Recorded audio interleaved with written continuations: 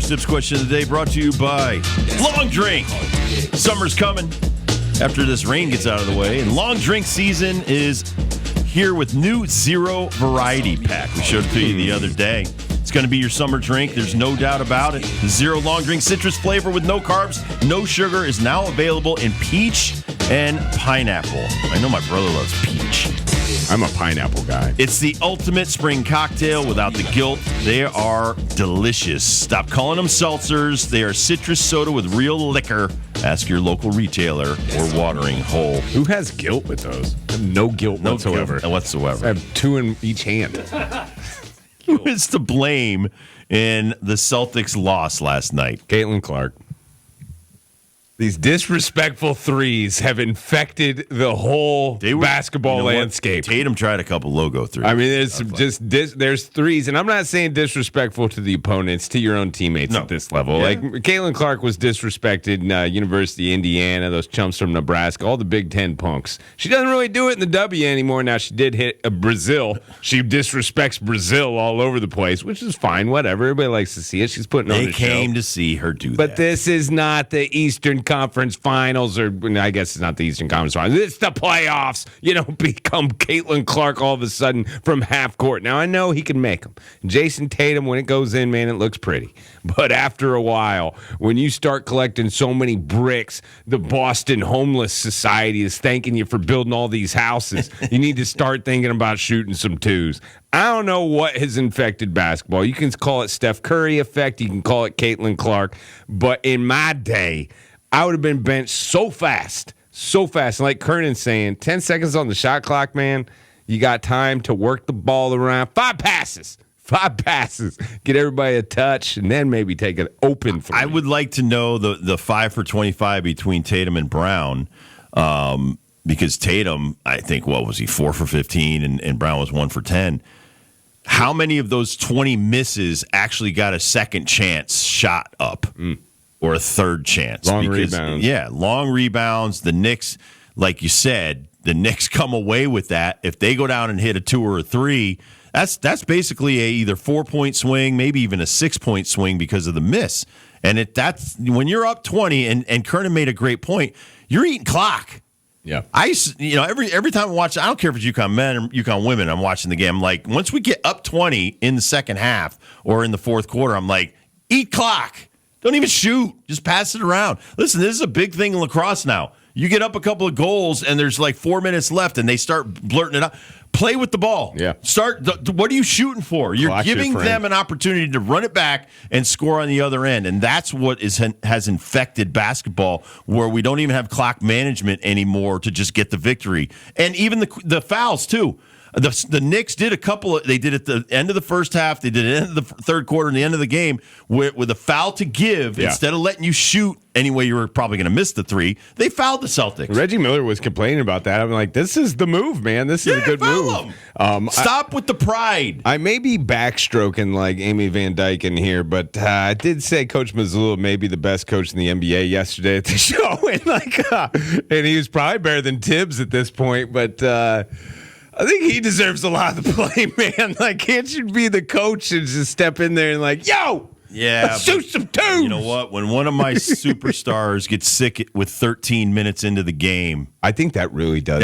That's like, how do I coach that? I can't control that. And the guy, I don't want to say he quit, but whatever.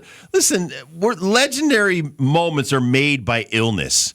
Michael Jordan's illness, people will remember forever. There's so many guys. I can go back to when I was a kid. Jack Youngblood in the 70s played with a blood clot the size of a hot dog in his leg. I can remember that crap because it's historic. This guy, I don't feel well. I get a respiratory. Then take some oxygen. Do something. Go out there and play, man. It gets lame after a while that now one of your stars is AWOL while the old man Horford is out there trying to guard one of the top 5 shooters in the game. And when every time Horford is on Brunson, I'm just like dying as a Celtics fan going, this is crap. There's no way I want this 40-year-old old guy. I love Hal, and his championships and all of his stuff. I don't want him guarding on the switch off, guarding Brunson. Brunson's probably like, check it out, man. I got this old man on me. Oh, it's so true. Throwing up a shot. I don't want to see it, and that I kind of blame Porzingis for the loss. So since last night, Missoula has said, according to the Boston Herald, that they are connecting this with the illness that has kept him out for the 40 days. Okay, fingers crossed. What is he, Noah? No, upper respiratory. 40 days, 40 nights? Since he came back, he's, quote, he's kind of been dealing with it, working through it. More coach speak. Yeah, I unquote. saw that as well today. They was like, how's he doing? He's feeling better. Okay, over what? No, I thought in that article they said they weren't going to relate it to what he was dealing with because it was like an 11-game stint that he was out from February at the end into the middle of March, and it was a upper respiratory thing. But again, it's the mystery disease. We'll see. But for Missoula, I think this is wearing on him. He is one of the toughest dudes. Like, go look at him play basketball at West Virginia. This guy won't back down to anyone. And if there was a battle royale in NBA coaches, Missoula's winning that, dude. Missoula's winning that. Probably be some Ty Lue cheap shots here and there, but Missoula's going to finish on top. How about our guys? Even the women do it. Some of these guys that are there because of religious beliefs are like fasting during the game and stuff, and have to like just sip water and spit it out. I mean, a lot of people sacrifice when over this kind of stuff. I mean, this is why you're being paid so much money. Well, so unless you are like deathly ill, where you got to be rushed to Mass General, I don't get. Even if you're having diarrhea or whatever, take something for that. Take a B12 shot if you're run down. We did all of that stuff, dude.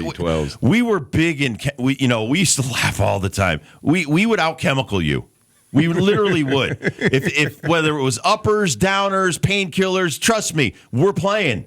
We're playing. And listen, I've been talking to people that argue about this all the time. Why do we get so upset over not PEDs, but HGH, something that's still legal in our society? Yeah. Why is that illegal for an athlete to take that? And I don't want to make this into the segment and try to just get out there and play.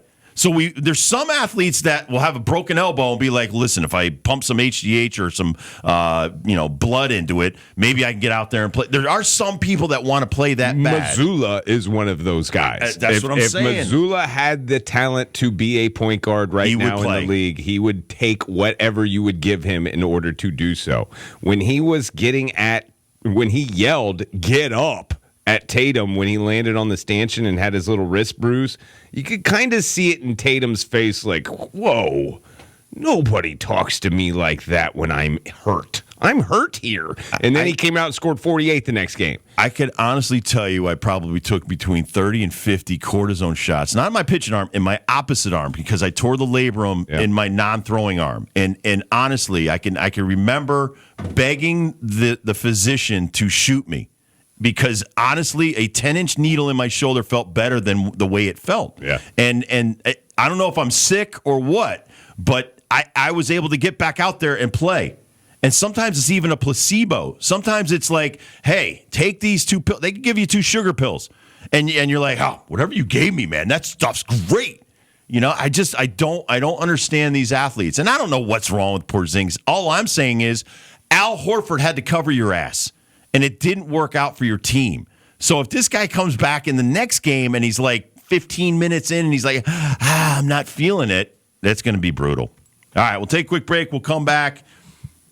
Talk about some of these rain games. It was brutal last night, and there's a couple of games that should not have been played. As much as we want to play all the time, every game, sometimes they should not play. I don't know if they should have played that game. Sometimes somebody could get hurt by playing in the fog. All right, we'll take a quick break. We'll discuss that when we come back on the Rob Dibble Show with Ben Darnell.